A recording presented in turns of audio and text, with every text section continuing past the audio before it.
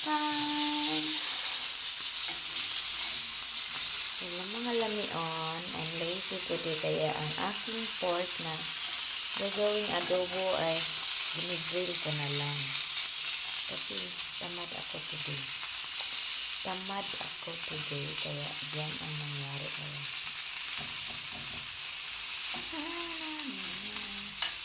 Let's eat guys. Barbecue inside the house. Diba? Yes. I love it. It's very yummy. Oh my God. Mausok guys. Oh my God. Thanks for watching mga lamyon. It's so yummy.